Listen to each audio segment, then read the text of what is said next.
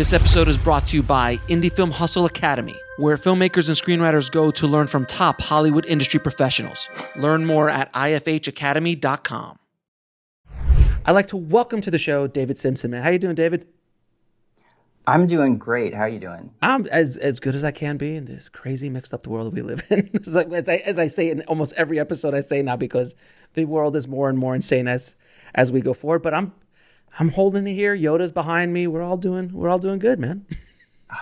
Yeah, I need a Yoda behind me. As soon as I saw that, I thought I need that. I didn't know that I needed a Yoda in my life. But yes, I think everybody needs a life-size Yoda who sits in their office. And like I've said this before, this was a pre-wedding purchase, pre-girlfriend purchase.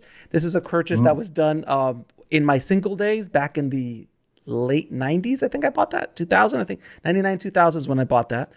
And this is a different conversation now to have with wife and kids, to purchase a life-size Yoda. It's like, it's like the same conversation I'm having with a life-size Hulk. It's like, you can't.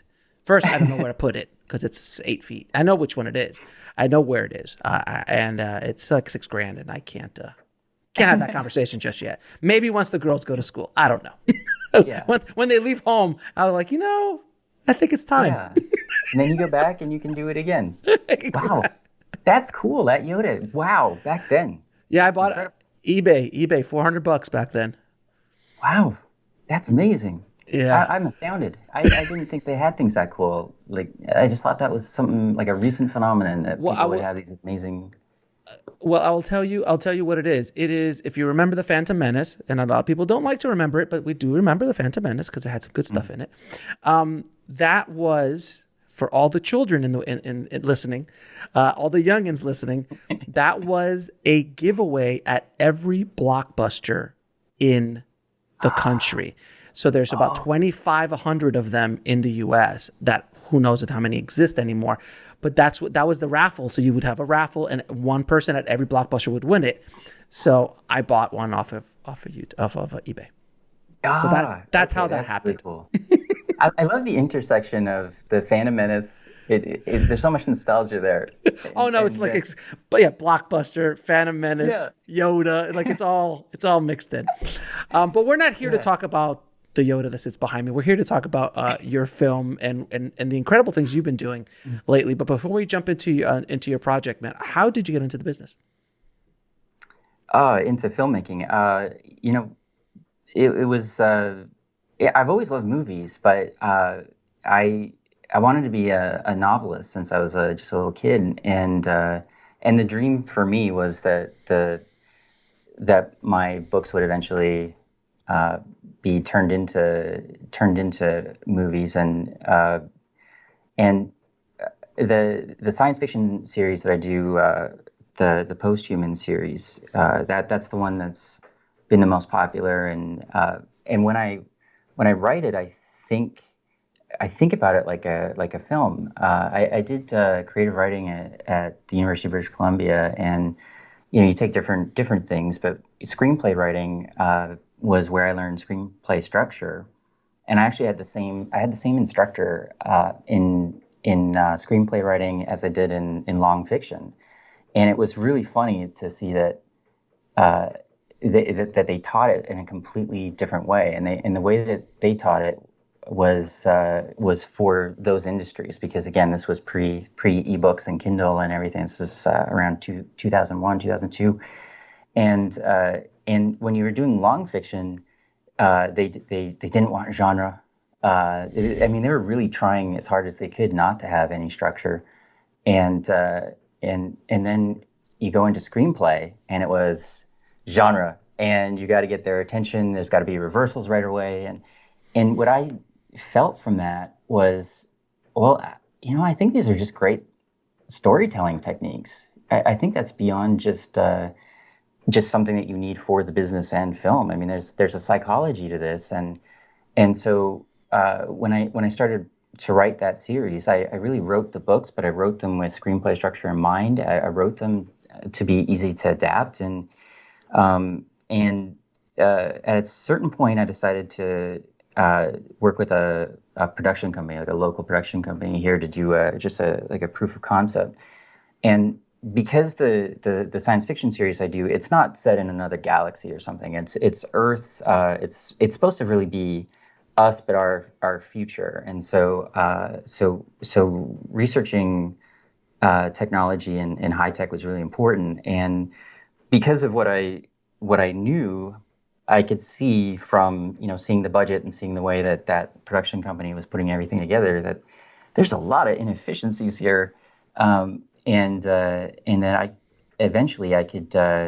just decided I could do this. I could do this better and way cheaper. And so I ended up doing that short film myself. And I had a really small crew. It was my wife and one camera assistant, and that was it. But it did well, and it got some attention, and it eventually got Management 360 contacted me and asked for scripts for the first two movies in a series. And at that time, that manager described to me what it would be like once you sell your baby, and how little control you'd end up with after that. And I didn't really like that, and I thought, what I did with this short movie, I felt like I could do that, minus obviously the sets and the costumes and the visual effects. That's where the real money would have to go. But I could do a thriller. I could do something that was contemporary, and I could just scale it up. And so the idea was to just do a feature for the sake of showing that I knew what I was talking about with film, and that maybe that would help. Maybe my voice wouldn't get so small when that time came. And that was it. That's all I was trying to achieve with it. And then of course it became so much more than that, though. That's how I get. So with the Posthuman short, when I was doing research on the Blackmagic Pocket Camera 1080p, not the 406K, but the 1080p, the old school Super 16 millimeter sensor, I found your short because I was doing research to see what it really looked like in a cinematic experience. And I don't know if they hadn't done any features yet, or at least none that I could see. We recently had on the show the guys who did Cosmos, that sci-fi short, and they shot the entire thing on a pocket camera 1080p.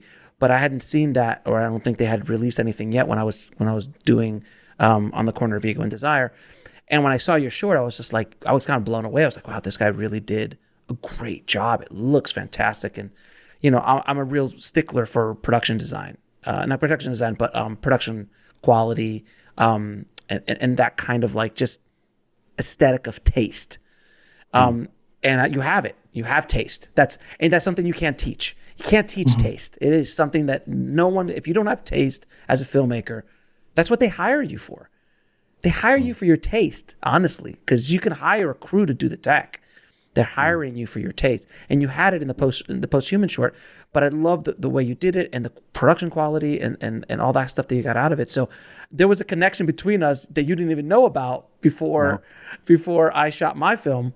And I was like, you know what, if he did that, and then I did my own test with the camera, and I was like, oh no, this little camera is amazing. It's gorgeous, and it's beautiful, and the image is so great. And for me specifically, it was great because I was going for that old like 1990s Super 16, like Clerks, El Mariachi, Reservoir Dogs, almost like that kind of like grainy style. Reservoir wasn't, it was 35, but all those kind of like Slacker, those kind of films. And I wanted that aesthetic, and I got it beautifully with that camua. So that camera, I love that camera. I'll never get rid of it. I'll never get rid of it. Yeah. It's still really gorgeous, still really holds up. And the things that you can do, you can do so many things when you're filming in ProRes, or you're filming in RAW. Like, you can make it look like any kind of film that you want, any kind of film stock, like digitally. And I've written an article or two about that, and I don't know how many people that are thinking about getting into filmmaking but don't know too much about the technical side or the tech know that's true. But I mean, you can have your cake and eat it too now. I mean, if you're thinking you got to film on film, it's probably amazing. Yeah, that's crazy. That's crazy talk, sir. That's crazy talk. Who shoots other than Nolan? Other than Nolan, who shoots now? And I'm joking. Of course, a lot of people shoot on film. But that camera specifically, you could buy a full package on eBay for $1,000, $1,200, and that's with like a rig. And I stick a juice box on the top, and it runs 8 hours. Well, wow. 8 hours all on, not like on off, on. Just let it run for 8 hours on one juice box, and it's $100 the juice box. So I bought like 3 or 4 of those, and I was like, off we go.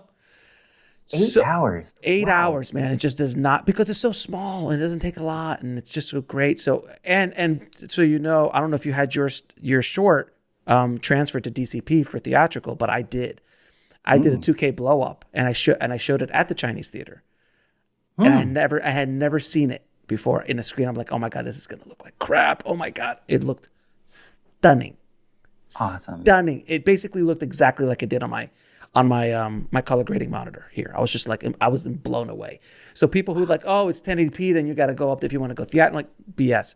You could so shoot on that little camera. It has great aesthetics, and for the certain kind of stories that you're trying to tell, it's fantastic. Most of those things, I mean, the projectors, there's a lot of them that aren't even 2K anyway. I mean, HD would be fine, but you can upscale, and that's great to hear. The closest I come to that is when I did my TEDx. I actually had done the short by then, and because I was doing a TEDx about artificial intelligence in the future, I was able to show little clips, and it was on a big screen behind like that, and it looked fantastic. It holds. The technology's there. So your new film is called Dangerous to Know, and it looks awesome, dude. And I want to dig into how you made it, because you made it for about $6,000 or $7,000 production budget, right? About that, right? Yeah, that would be right. Yeah, about that much. So, I mean, I saw the trailer, and the trailer will be in the show notes, as well as I think I'll be able to share the post-human short, so you guys can see it in the show notes as well. But when I saw it, first of all, whoever edited your trailer, if that was it, was that you? That was me. That was fantastic. I'm a trailer editor. I've edited trailers a long time. I love the choice of the music. It was great. I'm assuming you don't have the rights to it, so which is fine. You could do that on YouTube. You just can't monetize it. Can't monetize it, but you could throw it up there, see what happens, and if they don't care, you've got a very high-end trailer with high-end music to promote your movie. So that's something really quickly. That's something that a lot of filmmakers don't understand is if you use music that's not without permission on YouTube. YouTube will let you know in a matter of milliseconds the second you upload it. But a lot of times they don't care, and the owners of the copyright will just go, we're just going to monetize it and take all the money.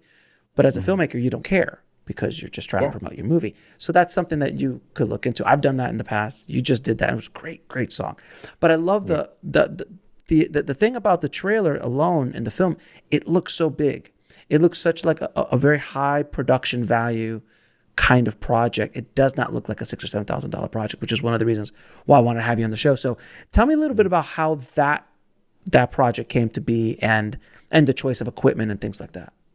Yeah. Oh God, there's so much. The reason I did a psychological thriller is because that's just a genre that I love. Some of my favorite movies are psychological thrillers, and it's one of the circumstances where you're thinking, okay, so what could I do? What practically, and there's a lot more. I mean, once you're willing to let go of the idea that you're going to do a big budget science fiction or superhero movie or something, there's a lot you can do, and it's not a period piece, and so. What I was thinking was, I wanted to keep the cast relatively small. I mean, it's not as small as some movies of this scale, but it's pretty small. There's really only 8 credited actors, and most of it focuses on 3 characters, but a big chunk of the movie on just one. Bridget Graham's character is alone for 40 minutes or something in the movie, and I love the idea of doing that, of filming something so intimately like that, because I knew I could make it.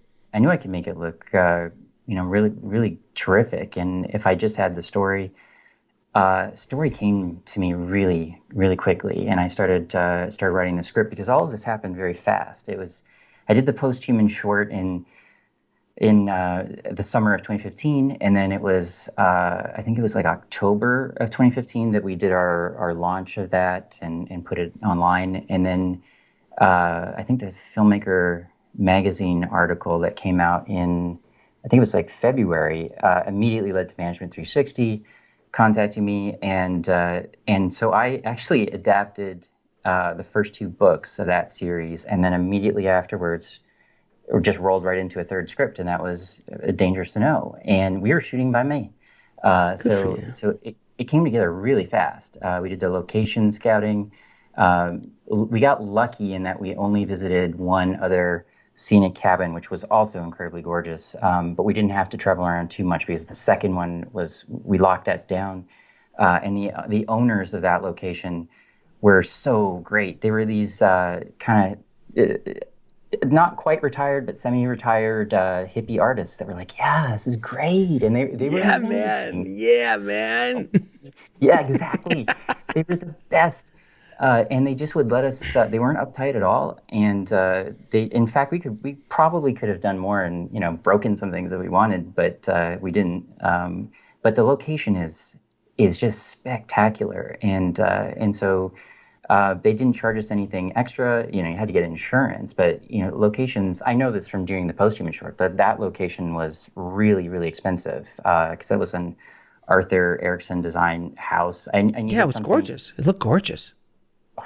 This guy, man, this fellow that I cannot believe I persuaded him to let us use the house that day. But it's right on the ocean. That's not CG. I mean, that there is visual effects. There's sort of a future city that you see out in the distance, but that location is totally real. But it looked very futuristic, and I needed something like that. And so it was very, very, very expensive. But the location, the cabin that we used in Dangerous to Know was just Airbnb, and you just had to. They didn't charge us extra. It was just that price, and so. But you let them know that you were shooting. Oh, absolutely, yeah. Because they loved it. They were excited about it. And what an amazing location. When you actually get the chance to see the movie, there's things that are. It's not just the house. I mean, there's this incredible hayloft. It's not. They actually have sold it since then, so this doesn't exist anymore. But they had an old. Broken down airplane in the shed, and it was. Yes. I mean, it was just the chances of these things. The way it all looked. I mean, you didn't need to have a set designer, and I don't think a set designer could have come up with something that would have cost you. It would have cost you tens of thousands of dollars. Yeah, and it just looked so real. I think it looked even more real than the sets that you think are real. But when you see this, it just had those quirks, those personality of the people that owned it.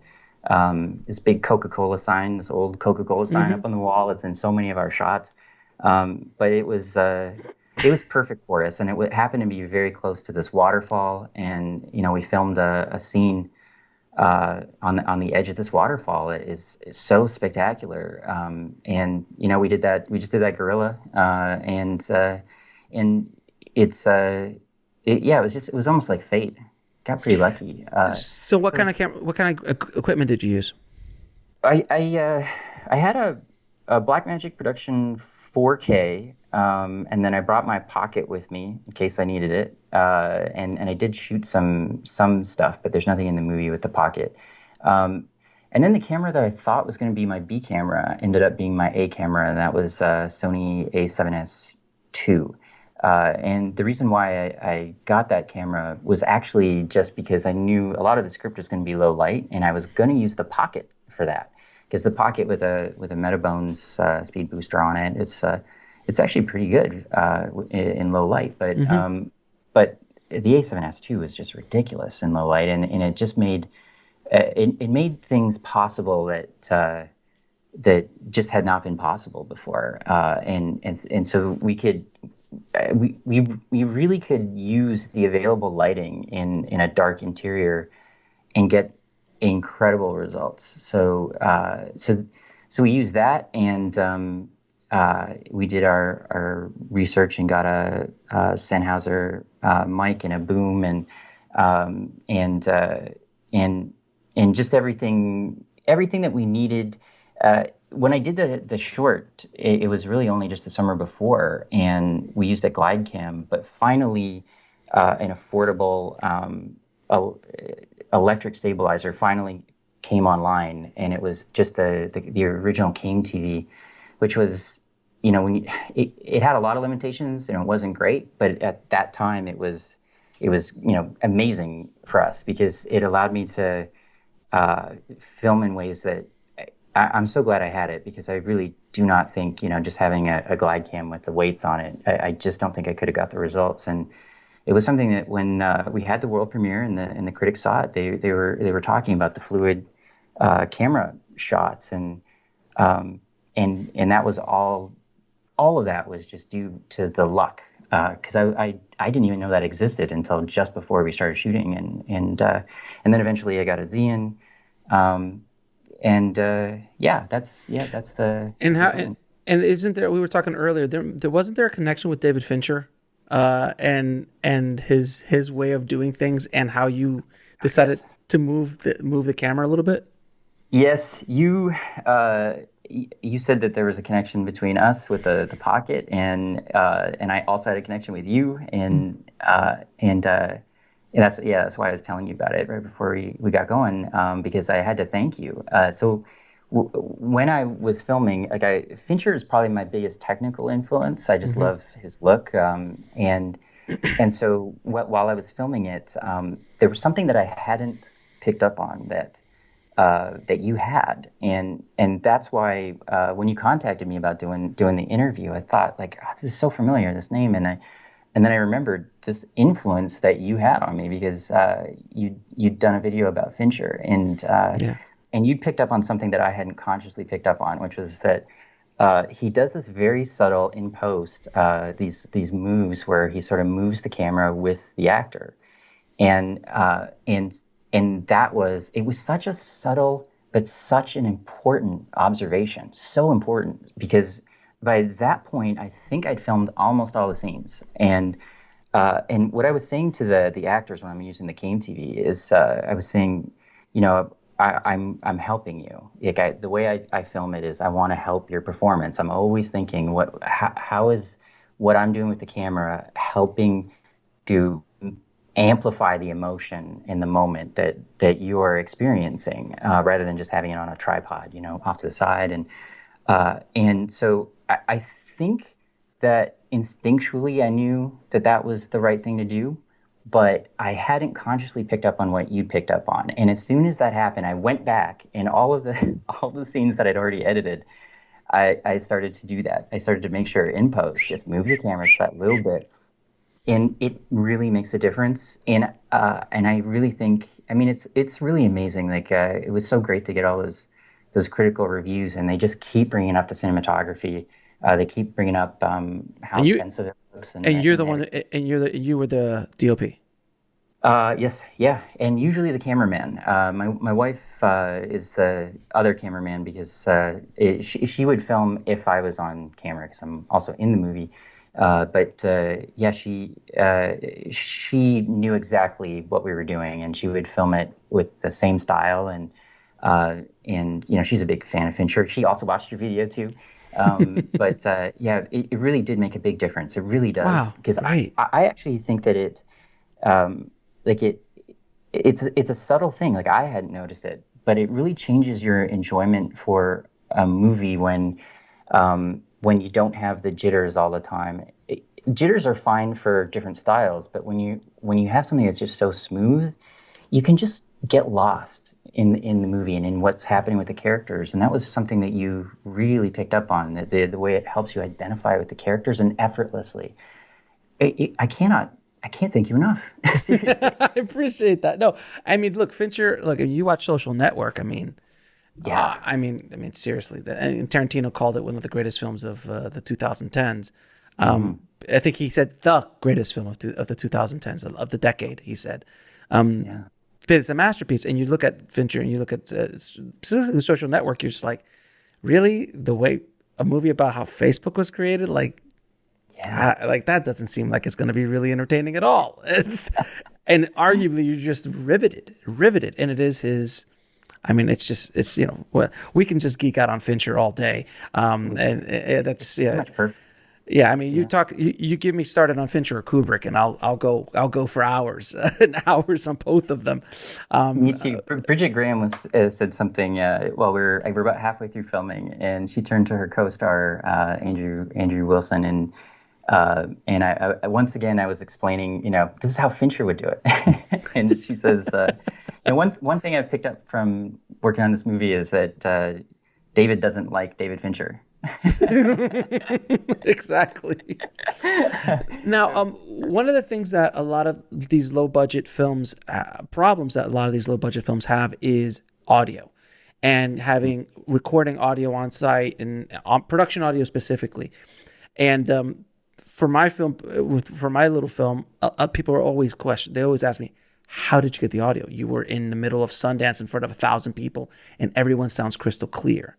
And I use lavs, just really good production wireless lavs. That's it. And just had them walk all over the place. How did you do yours? Yeah, I've got a lav on right now. We worked really, really hard on the audio because the audio is so important. And I'm really glad you asked, actually, because we're amongst friends because we're filmmakers. This isn't the sort of thing I'd usually go into with people, but just like your tip that you picked up on with slightly moving the camera just a little bit, and because I have a major interest in a reason, a motivation to be so interested in artificial intelligence and sort of reverse engineering the human brain, and I really think that what you picked up on there, and when I say that it's effortless, is important to the experience, but people don't necessarily know consciously why that really helps. So with the sound, I mean, if a sound is like just noticeably bad, consciously noticeably bad, that's just no one's going to like the movie. But if the sound isn't polished, like if it isn't really cared for, they might not actually point out the sound, but you notice that their enthusiasm isn't quite the same. And I've sort of run the test where if I don't do this method that my wife thought I was kind of crazy to do, if I don't do it and I let someone watch a scene, and then if I do it and I let another person watch a scene, that the difference in the reaction and the enthusiasm was noticeable. And it was just a matter of going in and dialogue editing meticulously, and I did that in DaVinci Resolve in their Fairlight audio software, and I learned to do it. I did their course to become accredited, and so when I was doing it, that sound design, what I would do with the dialogue is I would just really go in and I would make sure that microphones when you're speaking, people may not realize it, but they may not pick up the end of a sentence or even a word. A word, yeah. Yeah, and so it might get muffled a bit. Now your brain will do the work. Your brain will sort of filter it in, but after a while, after a couple of hours, that can actually it can cause fatigue. But if you go in and you just manually bring up the end of that word that was a little bit muffled, the actor may not have even necessarily done it. It could just be the microphone. But if you go and you make those words crystal clear, it is amazing what it does. It really makes a big difference. It takes a lot of time, and I wish there was just a button you could click that did it. And I guess one day there will be. But they're very look. When I did my mix, I was with my sound designer and my sound mixer, and the stuff that he would do, he would literally bring up buttons, and he's like, "Here, watch this." And like I still remember, we were walking by a construction site, walking on Main Street. and all my my characters are talking, and I'm like, dude, what can we do with this? How can we fix this? He's like, hold on a second. He brings up this app in his thing, pops it up, and there's just like this big, not wave, but like graphical representation. He's like, I see that clank is here, and pulls it out of the waveform while leaving the rest of the dialogue in there. And I'm like, what's going on? Like, that's insane. And he muffled all the construction sound down to a point where you could barely hear it. Like, it was background. And then the dialogue was fine. I'm like, what is? He's like, yeah, this just came out a year ago. I'm like, Jesus Christ. It's so cool. It's amazing. It's amazing what you can do. There's a story that only Jenny and I know this, but here, I'll tell everybody. It's just you and me. Don't worry, no one else will know about it. It's just you and me, David. It's you and me, David. We spent a whole week, and I don't want to I won't call out the actor because it's not that actor's fault, but where in every take there was this very subtle, and on the day I didn't notice it at all, or else I would have made sure there was other takes. But even ADR afterwards did it again, and I guess it's just a strange quirk, but the word seriously is like the saliva kind of gets caught in the back, and it became seriously like that. It would just pop so loudly, and it was like a dramatic moment, and you can't leave in, and it's because it's in the word. Right. You know, if it was after the word, but it wasn't. It was right in as the actor was saying it. So what we spent a week to remove that thing. Eventually we did, and you can't hear it, and it's just totally smooth now. But we had to, and it's just amazing. Like we're doing that instead of anything else on the movie. We're just trying to get rid of it. Well, when there's money, you throw a money hose at that, and you have a team of sound designers and sound mixers and dialogue editors. That's a specific guy. There's a dialogue editor who goes in and does what you just did.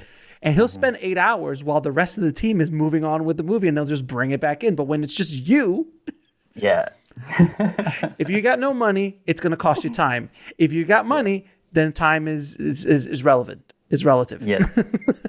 Yeah. That's 100% true. Jenny and I still we laugh when we're watching the sound department in a regular, budgeted or big budget movie, and we just see all the names just in the sound, and we're thinking, wow, that's a job. That's just one of the things we had to do. It's funny because I'll talk to some bigger directors on the show sometimes, and off air I'll tell them about a film that like my 3000, and you could see their eyes glaze over. They don't understand how it's physically possible to talk. I was talking to a director who was on the set of Avatar with James Cameron. He was shadowing James Cameron on Avatar, which is a great place to be, I can imagine.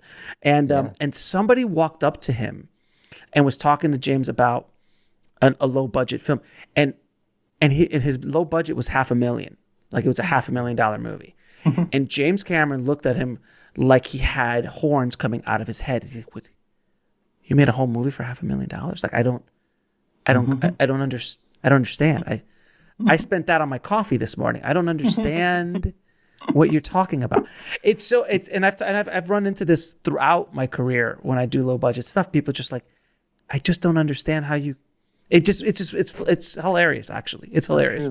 Yeah, we've had the opportunity now to talk to some big directors, and it's like, on the one side, it's awesome that they're so far, like they've been lovely. I mean, they treat you like you're one of them, and there's really no difference. But then on the other hand, you realize, I technically know a lot more. At that level, deep, yeah. But when they've got people to do that, so they don't have to learn the little. Fincher, I think, does, but Fincher does everything. Very few. Fincher does everything, but the difference is that they might not know how to make a $500,000 movie or a $5,000 or $7,000 movie, but they know how to make $100 million movie, and that is a skill set that is a learning curve. Like, if right now Kevin Feige calls you up and is like, I loved your movie, I want you to do the next Avengers. And we're going to do a little lower budget this time, 150 million, David. So a little lower because we thought that we needed someone who knew budget, so we're going to bring you in. I promise you, after you've crapped yourself a few times, the learning curve for something like that is going to be massive. So it goes both ways, and it is a skill set to the politics, how to handle those kind of departments, there's a completely different mindset. And I think the only director that I know of who kind of jumps back and forth like that is Robert Rodriguez, because Robert can do, a $7,000 movie, and he just did it. He recently did it just to test himself if he could do it, but he also knows how to work in the bigger, battle, Alita, not Alita, was it Alita? Yeah, Alita, Battle Angel. Attila, whatever. Alita, Battle Angel, that movie he just did with James Cameron, which was a big budget sci-fi movie. But it's a skill set, both ways. Absolutely. Yeah.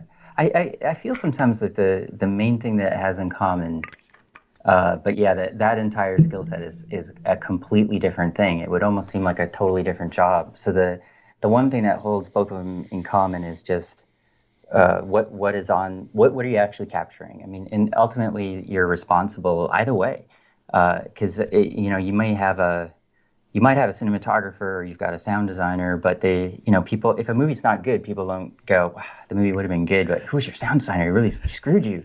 People are just going to say that sucks. It's your fault. That person with whom the name is on that's who they're going to blame. So you've got to stay on top of it for sure. So even if you just don't know the little technical things, it doesn't matter. You'll get the blame. So you got to make sure it's good. I always tell filmmakers to learn as much about every part of the process as humanly possible, because you might not do everything, but you need to educate yourself on everything. Yes. Like the reason why you as a filmmaker and as a filmmaker am able to do these low budget films is because we lean on our own toolbox that we've built up over the course of our careers. And the reason why we can, get high quality, good production value kind of projects out there is because we know how to do that, but we're doing the heavy lifting. As a filmmaker who doesn't understand those then you have to hire people or bring people in. And at these low budgets, man, it's tough, man. Can you imagine bringing in a DP who can work under those kind of constraints, who are going to work well, who can get you high quality? They're rare. Those are unicorns. And getting a sound guy in there that really can jump in there, and getting a VFX team in there, and, it's a tough thing. So the more that you can put on your own shoulders at the low budgets, the better it will be. I think. And even when you're doing a $100 million movie, you best know everything that's going on. That's such a good point. And let's just be. I think we're both, we wouldn't be making movies the way we do if we weren't both majorly optimists. And so we're just keeping optimists here. You have to be. We've pulled off something amazing, and some of the listeners might be dreaming of being able to pull off something that we've pulled off. But you and I would like the opportunity to make a small $150 million. It's just a small $150 million. I mean, I don't get up for less than 175, but I'll do 150 million. I mean, that's just me. Yeah, it'll be a challenge, but it'll be a challenge. I know, no coffee. I guess maybe, but at this, I think the thing that is so similar between those two, like as you're saying, is that if you.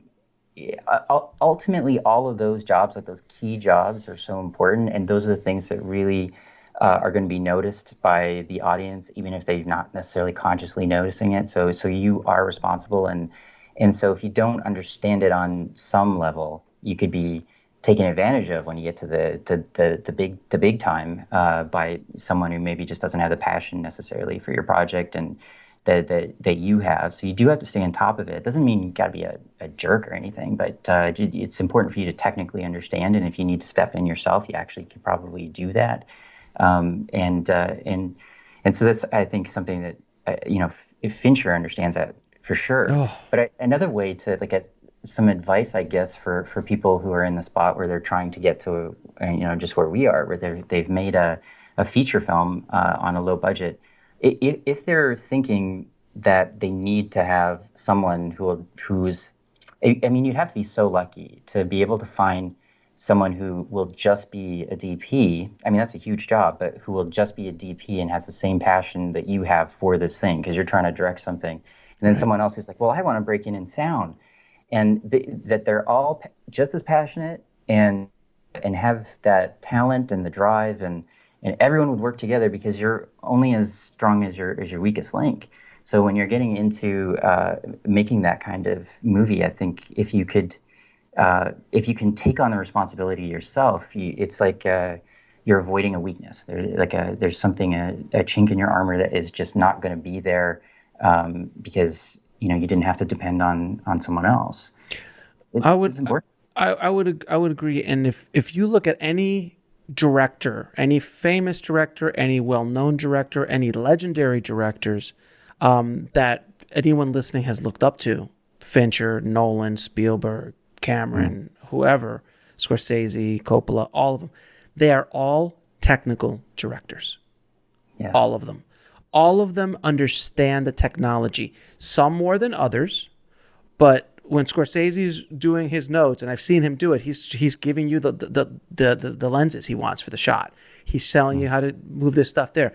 Cameron obviously is one of the most technical directors on the planet, and he's an anomaly. Fincher is another one. Nolan, Spielberg, who's not known for being a technical director, quote unquote, but I promise you, and I've talked to people who've worked with Steven, he knows everything about everything about the movie making process.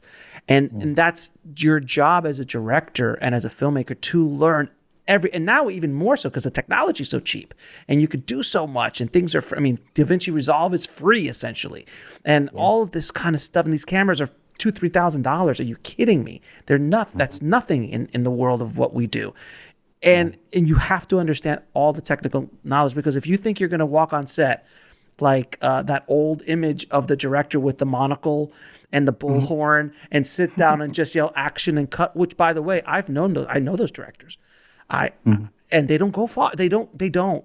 They rarely have a long career. They might hang for a bit. They might do one or two movies and then they're done. And I think, and I'd love to hear what you think. I think that budgets are starting to drop lower and lower and lower because the content is becoming so hard to sell and to make money on that unless you're a studio with major backing or on a major IP, you gotta have to make a movie for 15 million or 20 million. And I know that people are like, what? I'm like, in the studio world, that's really low budget. And now more so even 5 to 10 million and $4 million and those kind of budget ranges. That's what Hollywood's looking for, and that's what investors are looking for. If you'd be able to create high quality content at a low cost, relatively speaking, and you can't do that if you don't understand the technology. Is that a fair statement? Yeah. It's funny when I did it and I started in 2016. The tech, I was so grateful for what we had, but I mean, the difference between the A7S II and the A7S III, I was just thinking how much time, how many takes would I not have wasted had I had that level of focus, and it's just a lot in post-production too. Just in, people don't need to do this, but 2016, 2017. If you just do a little Google search, the complaints about how Apple had left their iMacs behind, and they really hadn't given them enough power.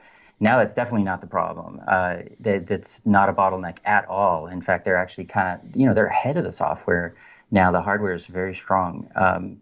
So it's becoming easier. Sony just dropped the FX3 today, I guess. It's an incredible camera. It's cheap. Blackmagic just dropped theirs like a couple days ago. The 6K, the new 6K, which is looks insane. Yes. $2,500. It's amazing.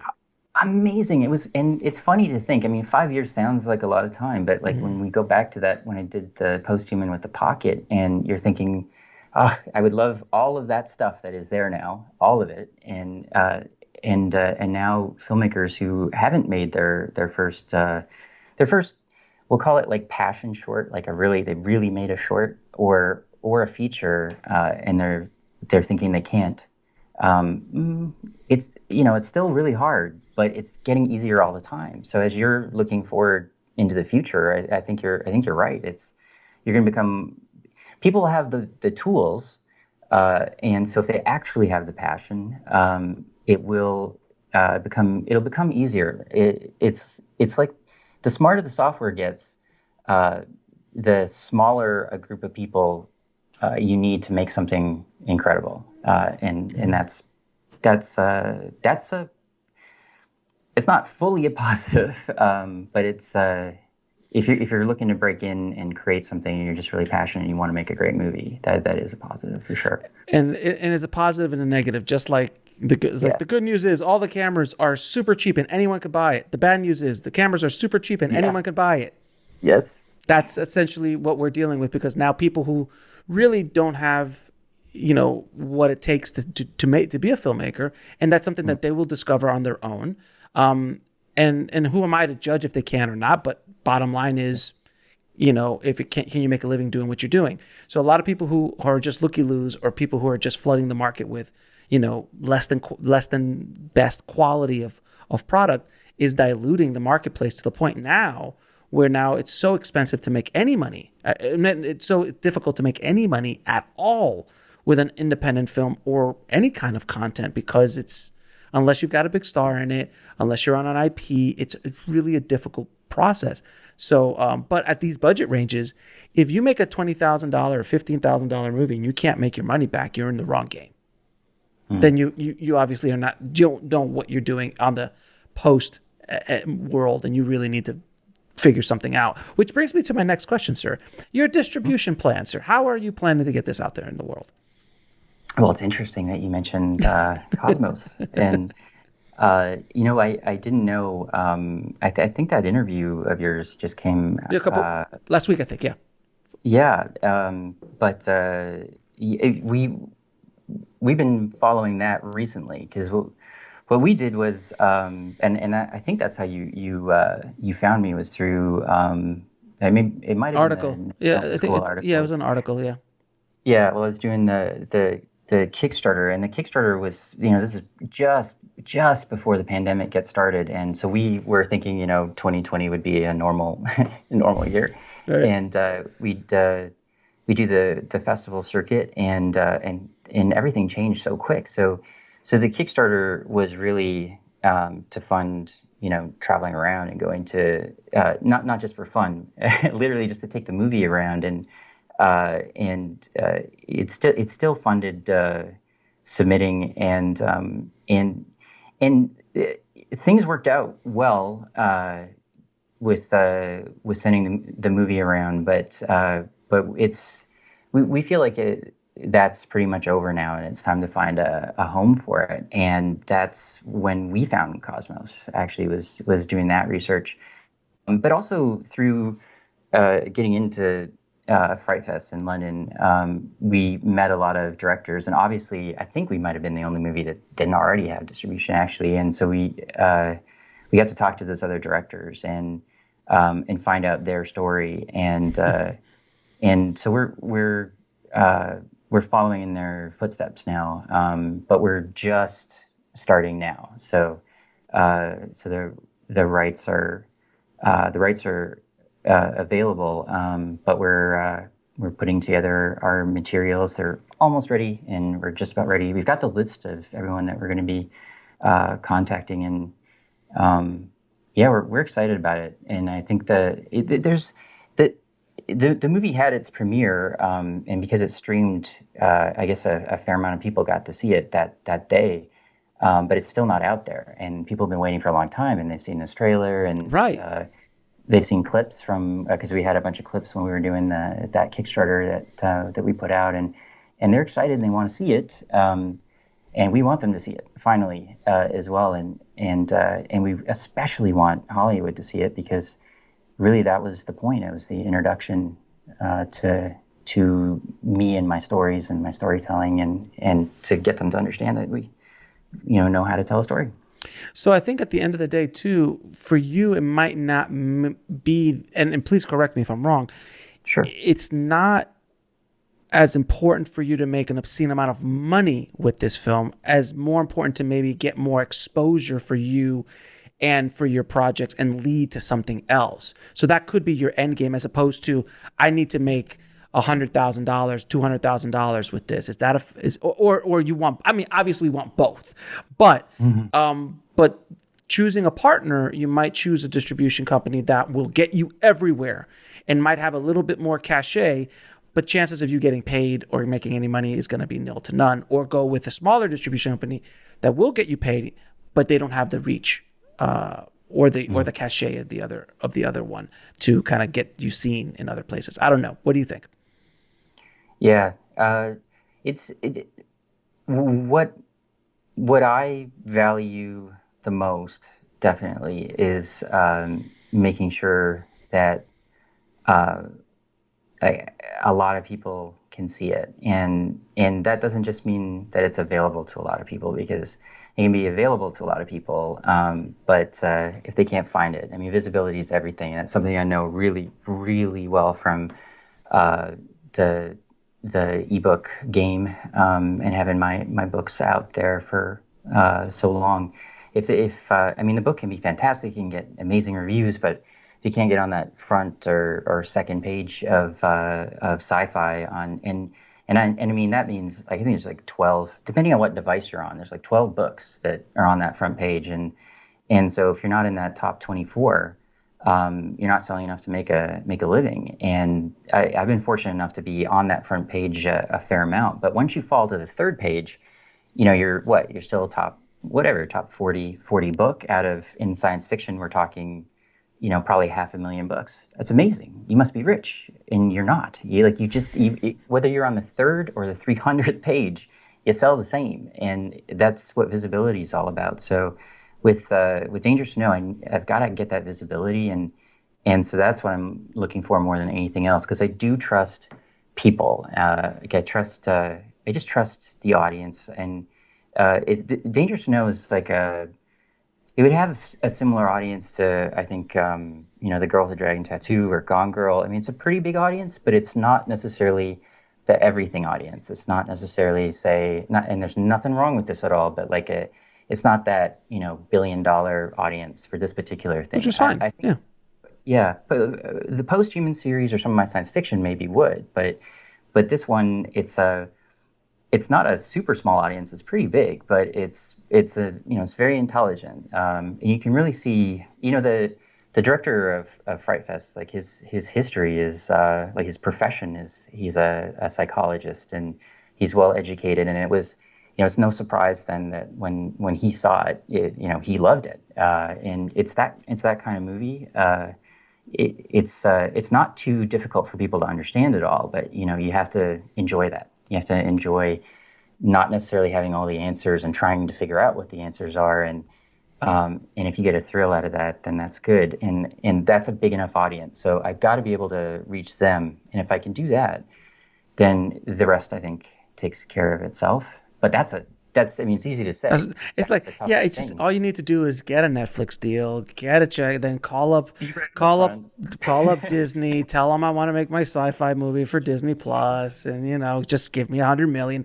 That's all you need to do. It's not hard, guys. This is simple. It's simple. It's super simple. What are people not thinking about this? We on the show a bunch of times I've talked. I've said things like that. Like, I haven't said things like that, but I've had guests say like, all you need to do is find your audience, build your audience up, and then sell your product to your audience, sell your films to your audience. That's all you really need to do, and it sounds so straightforward. Right? It sounds like building a house. Because building a house is as straightforward as you can get. You get the wood, you get the concrete, you get the blueprint, and there's a way to go about it. And at the end of the day, you'll have a house. In the film industry, in the product creation, and the getting it out there in the world, it is the only business in the world that you could spend $100 million on a product that is worthless. It is the only. It's the only industry. It's the only industry that you could spend millions of dollars, and if you do it incorrectly, it is literally worthless. Yeah. It's crazy. Yeah, you really have to, man, maybe we're crazy, Oh, you and we are. I. No, no, no. Let's just put that. Let's just Yeah, state that we are all nuts.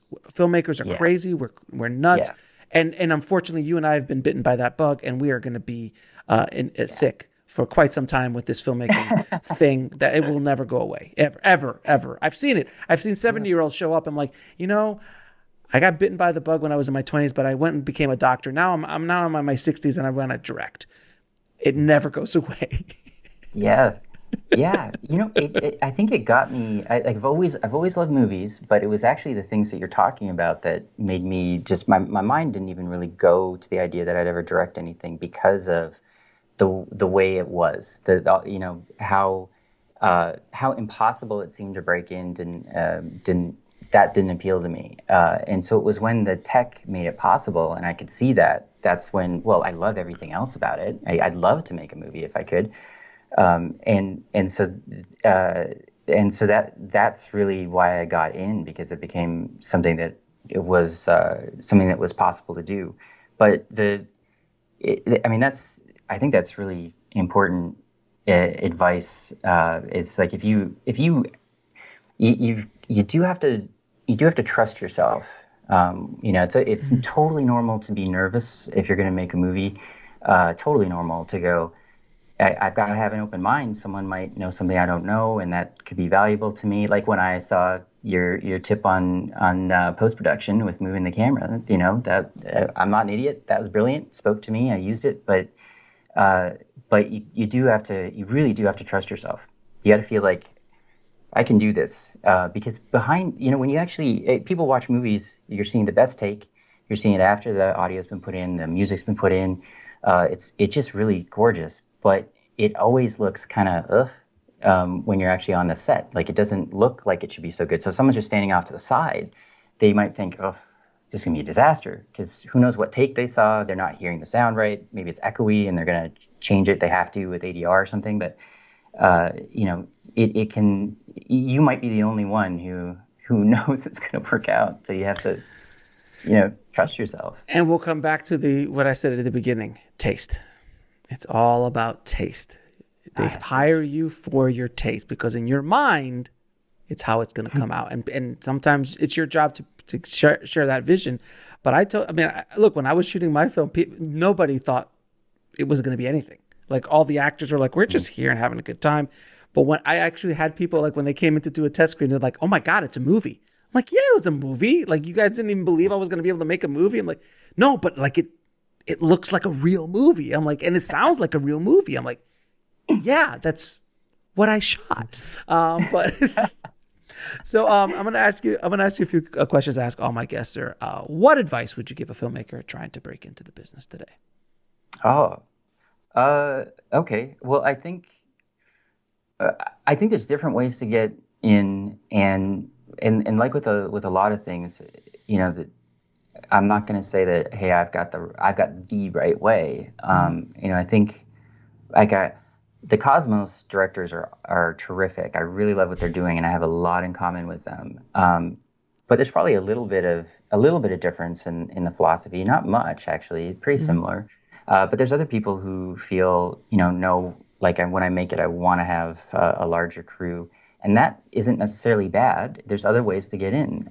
But I do think that if you're having a tough time with that, or maybe if you have made some short films and you had a crew and you tried to make it with, a Red Epic and like an Alexa and all of that type of stuff, and you had the professional gear and it still didn't really work out. I would really consider looking into how powerful the affordable tech is. Like you actually own it, become proficient with it, and make that movie. I mean, the stuff that has just come online recently that we talked about, that new Blackmagic, the Sony today, the A7S III. I mean, you don't need a camera beyond that to make a movie that's absolutely gorgeous. I mean, I just had my movie come out. Critics, real critics, real directors, big directors have seen it, and including Alex Ferrari, and said it Wow, looks great. thank you, sir.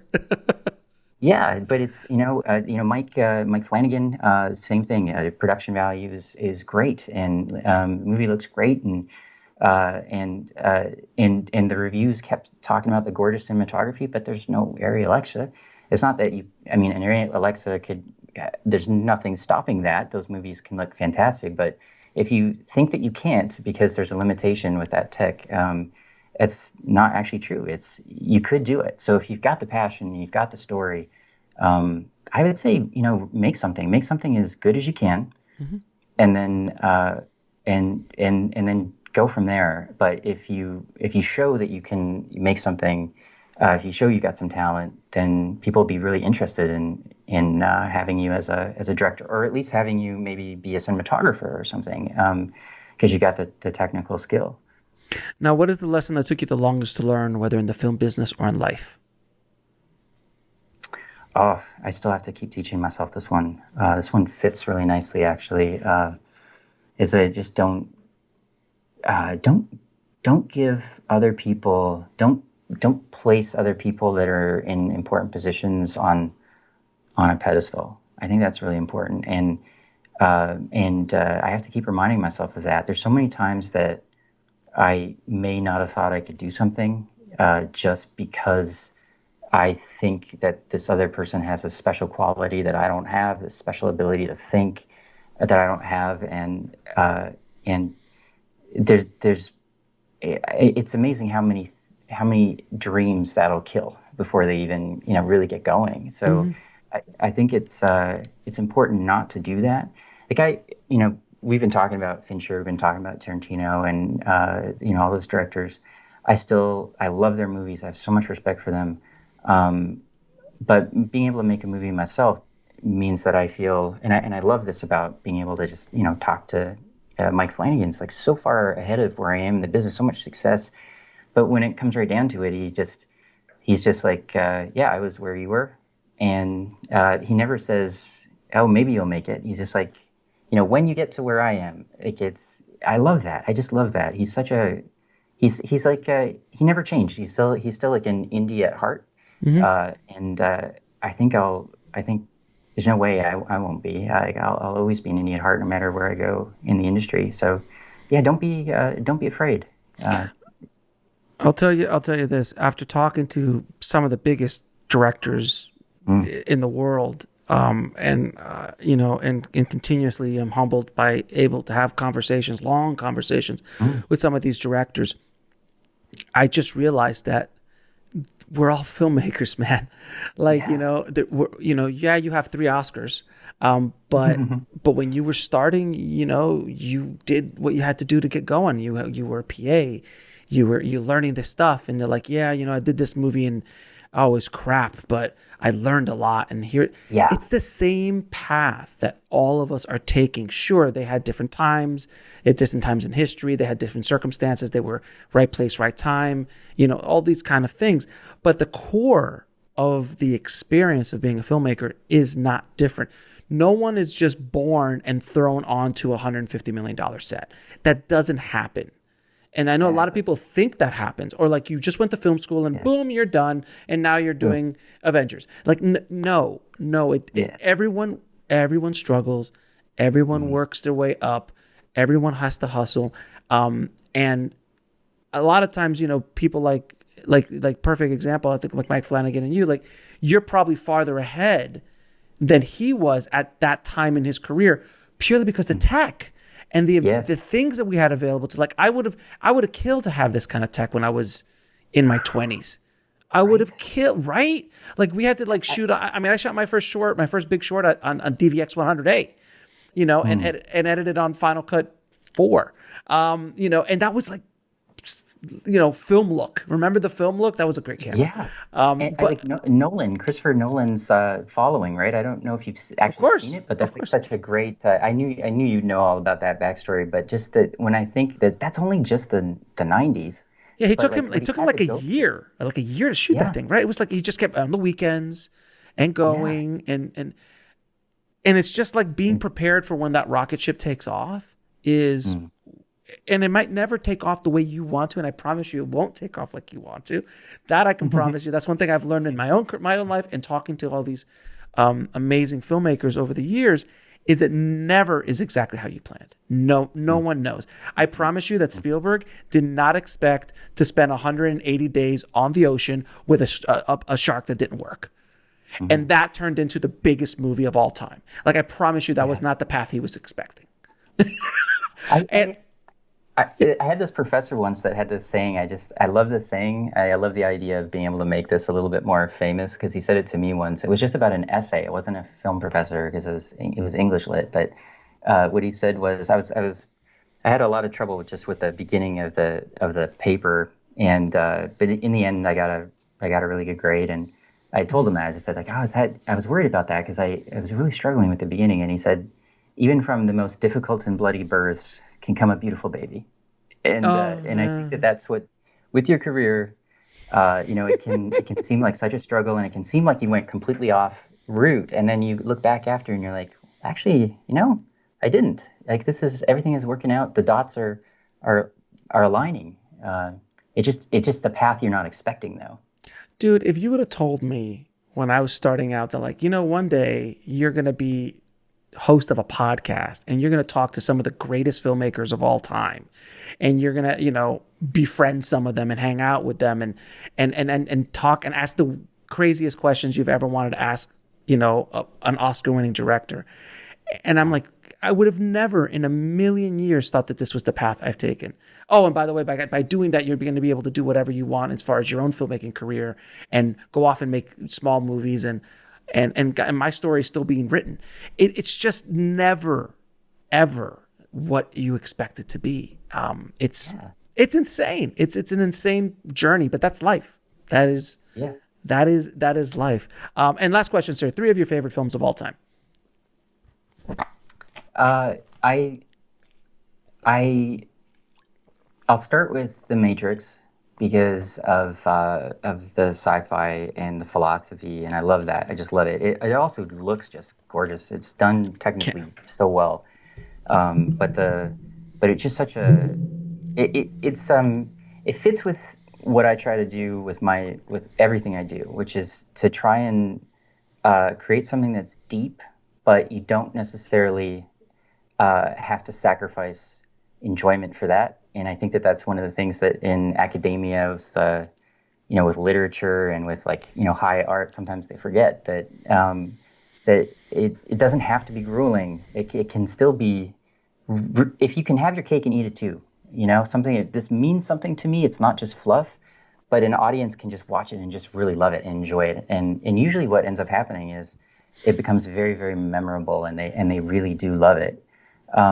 So The Matrix really taught that to me. I love that one. And then I'm going to say Fincher for last. Tarantino is, I think, my biggest influence for screenwriting. And when I was making Dangerous to Know, I watched an interview with him about how he loved writing these dialogue scenes because of being an indie. That was the easiest thing to film. It's cheap. Yeah, it's cheap, right? You can set up the cameras and you can really work on the art, and you can run it again and again with the actors, and so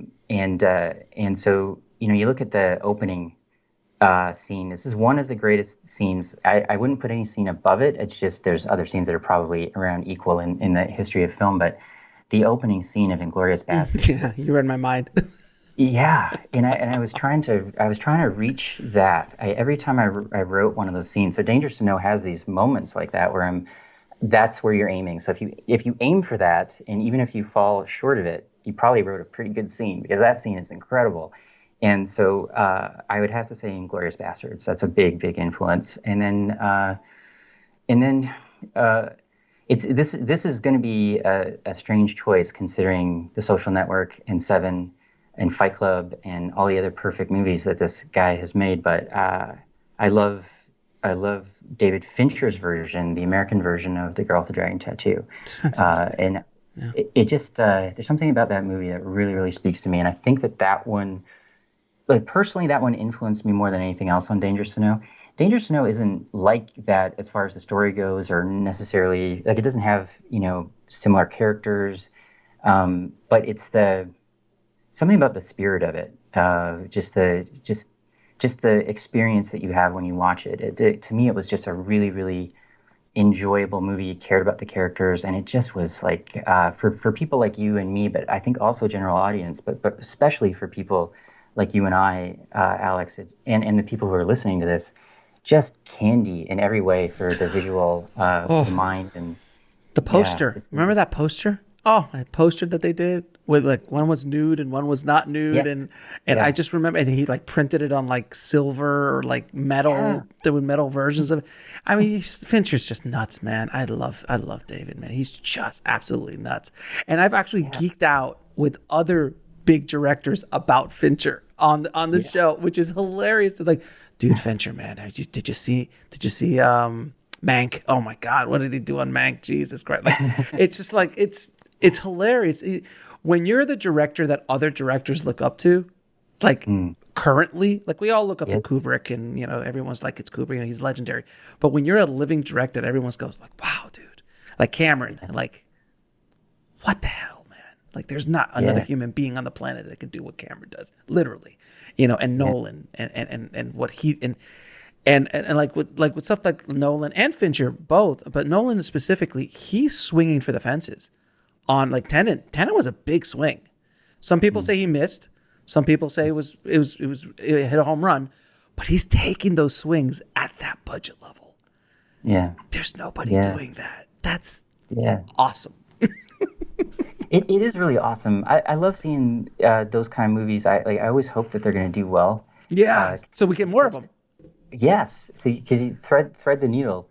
Because if you can get those, yeah, you read my mind again. Yeah, exactly. Like if I felt bad that Blade Runner 2049 didn't do better at the box office because I Oh, don't want I don't want them to stop trying doing something like that because we all benefit from a movie that the scale of it and the visuals. I understand why some people didn't like it.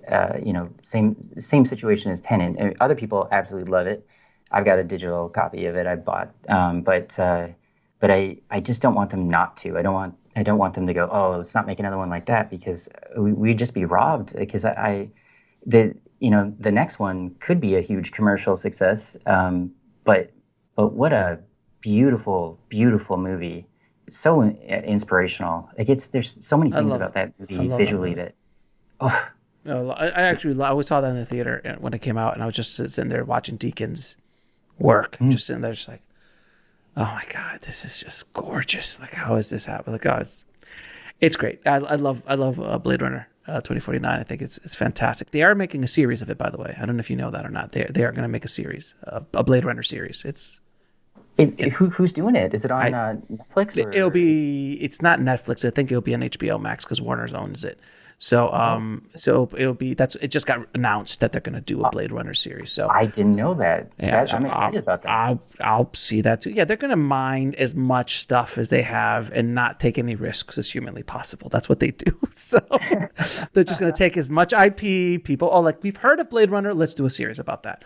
Yeah. But hey, for us, fantastic. Now, where can people find out about you, your work, and other projects you're doing, and find out when they can see the movie? Yeah, I my YouTube channel, so it's David Simpson, and you can search it, and it's pretty easy to find. My trailer's on there, and I know Alex is gonna post that in the notes, the trailer, and also there's a little 2-minute version of the short that I've just recently done. So I kind of made that post-human short as like a little 2-minute trailer and like a teaser, I guess. But that's right now. That's where I'd like to gather people as much as I can because it's hard to reach people on Facebook. I've got this big fan page in there. It's almost like they're all stuck behind jail unless I pay to boost posts. So that's the place to do it. And then I've also got my website. So that's posthumanovel.com. Yeah, all my info and links to my clips and books and audiobooks and everything I'm doing is on there. David, thank you so much for coming on the show, brother, and sharing your journey on making this movie and hopefully inspiring some filmmakers out there to get off their butts and stop making excuses and hiding behind they don't have the right camera or the right this or that. I did that for a long time, and I finally just said, and I think you might feel me on this. I woke up and I was 41. I was like, I can't keep doing this. I gotta go make something, and I just got up and made it. And once that door opens, it's fantastic. And we just talked about being robbed if they don't make these types of movies like Blade Runner 2049. Like, hopefully they'll keep doing it, but we're getting robbed if your listeners don't make their movie. I mean, their they voice might be incredible, and we don't get to see that. And if you got that passion and it's been bugging you, and if you're watching this, you almost for sure are pretty obsessed with being a filmmaker at some point. Either you are, or you're obsessed with doing it. Go for it. And it is your responsibility as an artist to get your art out into the world. How you do it is up to you, but it's your responsibility, because you never know what a movie or a book or a blog post or a YouTube video, how that will affect someone else's life. Just like you watching that David Fincher thing. If you just put out into the ether and all of a sudden it changed the scope of how you did things, and that made your film. So it's the movie's better. Yeah, I'm not kidding. This is not just because I'm talking to you right now. No, but I'm just using it as an example. It's like, you never know when someone hears a podcast or reads an article. You never know. So get out there and do it. Thank you again, my friend.